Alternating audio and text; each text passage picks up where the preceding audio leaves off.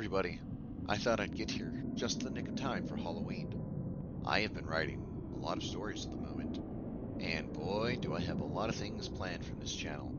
But for now, listen to the tale of the Devilish pumpkin patch of Deblins Peak.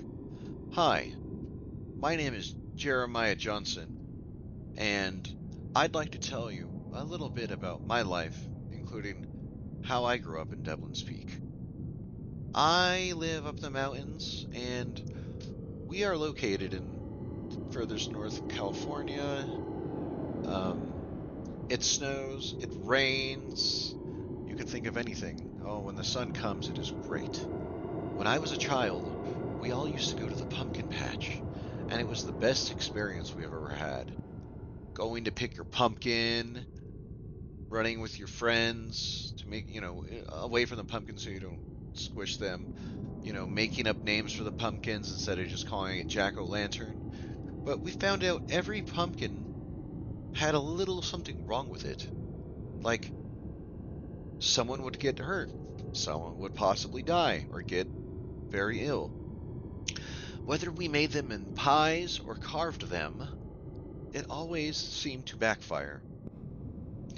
We decided to put it in to the land, and we got a priest to consecrate it, and we moved off of that land to another part of the peak because we were not sure we wanted our kids growing up with the same horrors that we did. Right before the shutdown, unfortunately, some did experience that. Now we have another pumpkin patch, but I fear it may be blighted. Blighted by Mr. Deblin himself. Hezekiah Deblin, one of the richest, most cruelest men to exist. We did not know how far this would go. Apparently, he did many blood sacrifices to ensure a good harvest for that year. So the blood of every victim he spilled was within that pumpkin, let alone their souls. Wanting vengeance.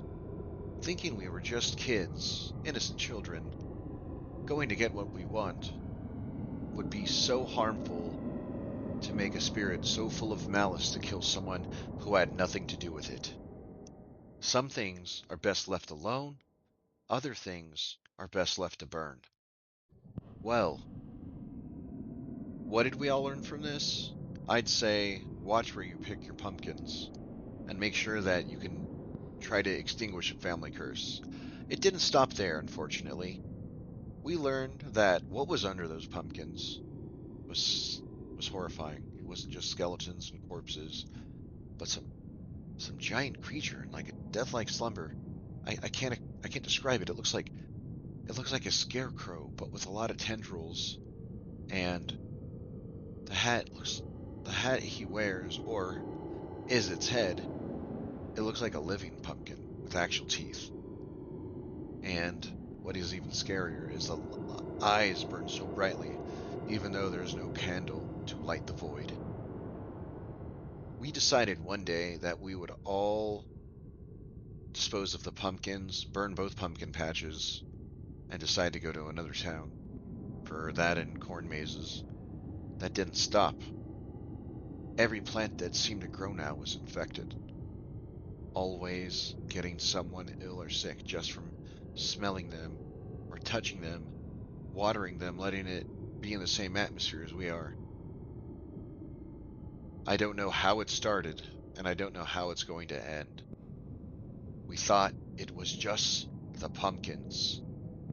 Every crop we sow is cursed, cursed beyond measure. I can only pray that our grandchildren will not suffer the same fate, and maybe one day we will just demolish all of Deblin's Peak and let the rocks fall into the ocean.